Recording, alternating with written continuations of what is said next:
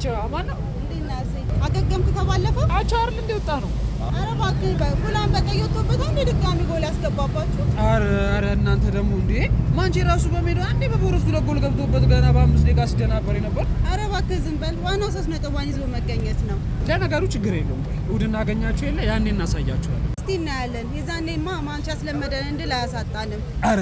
ተይ ማንቺ አርሴማ በሜዳው አያሳፍራል